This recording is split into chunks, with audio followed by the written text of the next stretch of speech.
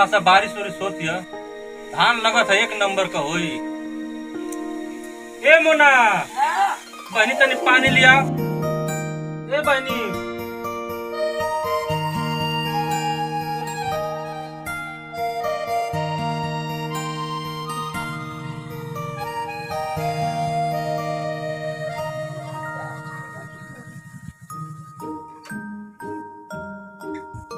ए बहनी लेटर ले जो घर में। बड़ी गर्मी बा।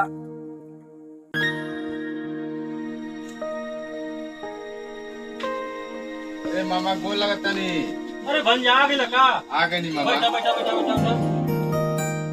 अरे भंजा बहुत छोट रहे ना, तब का तू आए ले। का करी मामा, छुट्टी मिलते ना रहा। हम सोचे नहीं कि 2-3 दिन की छुट्टी मिले बाद रुकन नहीं रहा, घूम लें, हाल चाल ले लें। बहुत अच्छा बहुत अच्छा। और मामा ठीक से रहा लोगन? हाँ हाँ हाँ हाँ बाबू, नानी ना सब ठीक बना? सब ठीक है। का बहने तो जके रहा ना, गौवा में गए कहीं घूमे में। बाबू एक काम करा ना कि चला हाथ गोड़ मुंह धोला और खाना वाना खा ला। ना मामा खाना ना हम ना खाए, पहले तू हमके पूरा गांव घुमावा।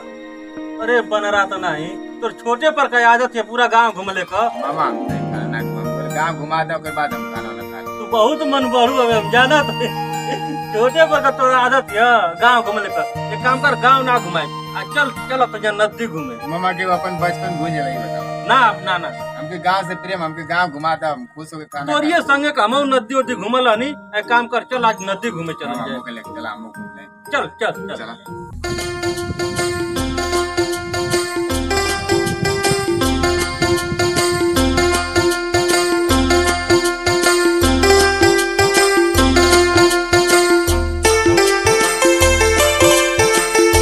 मामा तुम्हारे गाँव घूमने में बहुत मजा आ गया। मामा तुम्हारे गाँव छोड़ के हमके जाए के मन है ना। मैं पगला तो 10 दिन रहो ना। क्या करी मामा, छुट्टी मिलते ना हो। 3 दिन का छुट्टी मिले तो हम सोचे कि एक दिन चली मामा के हम गुजार ले, एक दिन घर गुजार ले, फिर हम निकल ले। क्या करी मामा, छुट्टियां पढ़वा ले, 10 दिन रहो, दिमाग मत खराब कर। हम तोरी संगे घूमनी में मजा आ गई ला। लेकिन अकेले ना मामा, ना बुरबक त नहीं। वाकई मामा तुम्हारे गाँव घूमने में मजा आ गया। एक काम करो, चलो घरे खाना वाना खा लिया। चला मामा चला। चल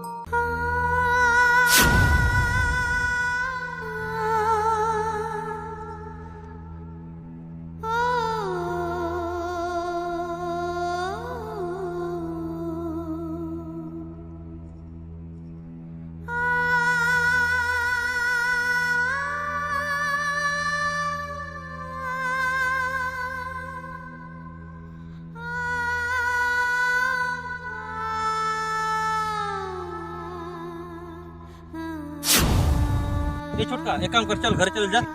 ना मामा ना, ये आवाज के कर हम की बतावा। तू ना मन बे। ना मानम बाबा, ये आवाज हमारे कान में गूंजत है। ये आवाज के कर बस ही बतावा। अरे यार तू जान के का करबे। ना मामा, एक हम हम ना तो घुमाव लिए नहीं। हां चल मामा, बैठ। ये आवाज हमारे कान में गूंजत मामा, हमसे खाली मिला था हमने। चल बैठ, बताई कहानी।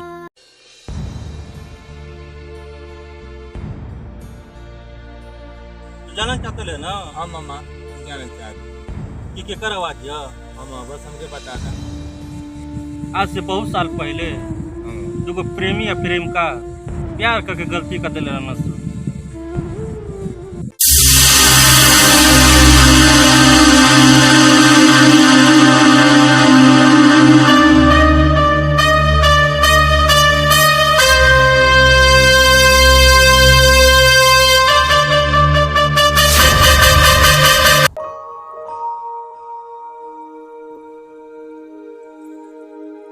क्या बताएं, ये मजबूरी समझे ना नहीं। इतना चुप चुप हम मेरे आइला, हमरे गांव से इनके गांव से इतना दुश्मनी बा।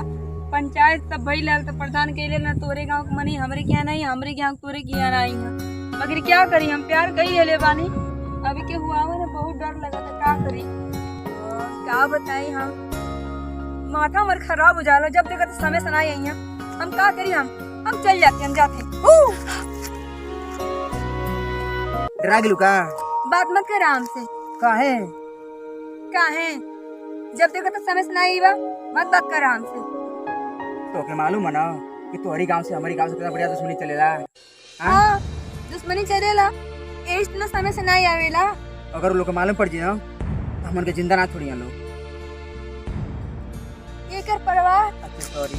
नहीं है, प्यार कैले हैं, हमके मार दी है लोग, लेकिन तू जब देखा तो समय से नहीं आई बा, जब देखा तो लेटे में आई बा। अच्छा सॉरी और सॉरी, अब दोबारा गलती ना कर, ठीक बाटे? जिससे तू छुप छुपा के आवेला ना, वैसे हमो छुप छुपा के आवेला। ये बात के हमो की डर बा कि तोहरे गांव से हमारे गांव से बहुत दुश्मनी बा, और पंचायत में प्रधान ही फैसला के लिए रहना कि हमरे गांव के कोई तोरे गांव में ना जाए, तोरे गांव कोई हमरे गांव में नहीं। और फैसला ये है, अगर कोई चल जाए वो भी सीधा मौत। बात तो सही कहता डू, ये लिए तो हमके भी छुप छुप के आगे पड़ेला, ये लिए अब हमके लेट हो गया। अच्छा माफ कर दो, दोबारा गलती ना करो। अच्छा अच्छा अच्छा, हो गई कोनो बात नहीं है, माफ कर दूंगी, पर ऐसा गलती दोबारा मत करिए। ना करो। ना करवा ना। अच्छा चलो घूमने। घूमे? चलो ना। अच्छा अच्छा ज्योति, हाँ एगो चीज मांगे देबू?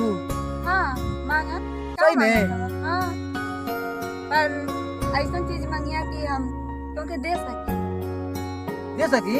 हम कोनो कीमती चीज नहीं मांगत, वो तोरे पासे बाटे। हमारे पास ही बाटे। हाँ। का? अच्छा तो बता दें? हाँ बता दे। ढेर नहीं, वो चाहत रहा। पागल कहेंगे। एगो दो ना यार, दो ना। चिम्मा चाहिए? हाँ एगो? बस एगो। हम करी ना हाँ। तो कि 5 की चिम्मा दे दी। सही में? हाँ। अरे वाह यार वाह, लेकिन तुमके बहुत मान लू ना। अरे का इन्हें पूछी वाली बात में, मतलब तो के नहीं पता बा कब तो के मान लेना ना। नाम के मालूम बा वो। ये कहा थी ना, हाँ। एक काम करन का हम किने शर्म आवता शर्मा होता? हमसे का शर्मा तू? है ना, तनी अके बर कर गया? सही में? हाँ। ठीक है कोनो बात ना, बंद करें दो। अच्छा अच्छा, ईमानदारी से हम बंद कर ले। हाँ हाँ एकदम अच्छा से रखी ना। हाँ हाँ हाँ, बहुत बढ़िया से। ठीक बा ठीक बा ठीक बा। अरे रुक पता रुक रुक।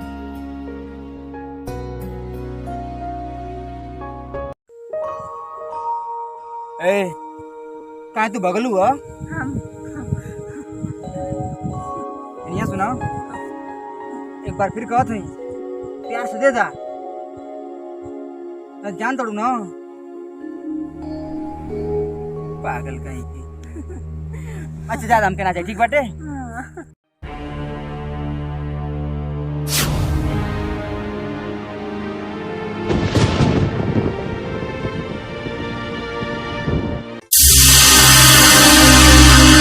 हाँ मालिक।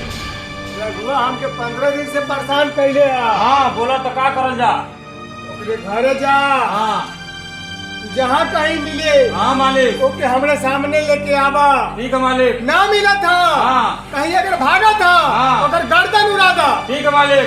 अरे मालिक को क्या आज बाल दौल जाई तू डोली पोटी पोटी सब लोग फिर का ओके खोजा था। चलो चलो चलो जा मन।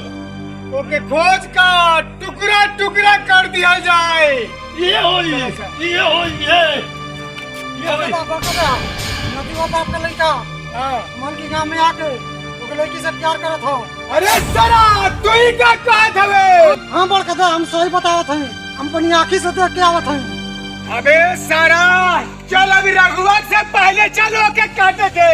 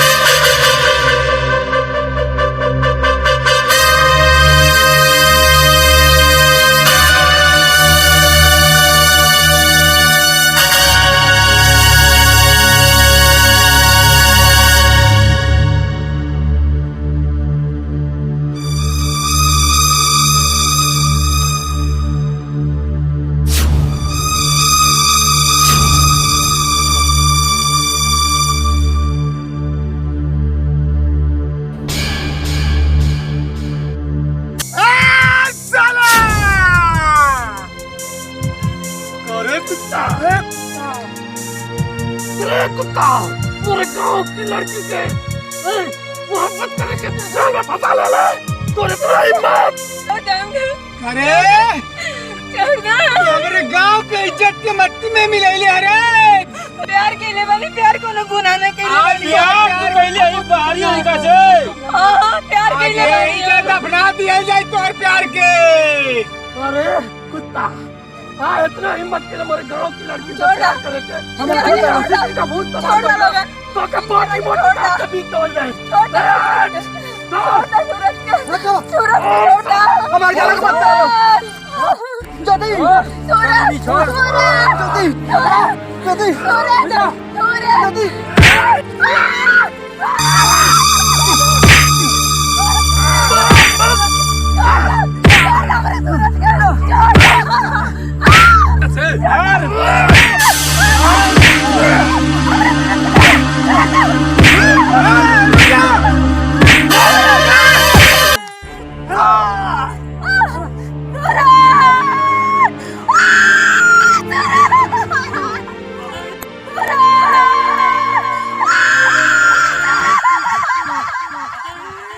बाबू ये रहली कहानी। वही लड़की का आत्मा यहाँ गावत रहले भटकत रहले। मामा प्यार करे वाला दुगो इंसान कितना बुरा हाल भाई। चल घरे चलो जा। चला मामा।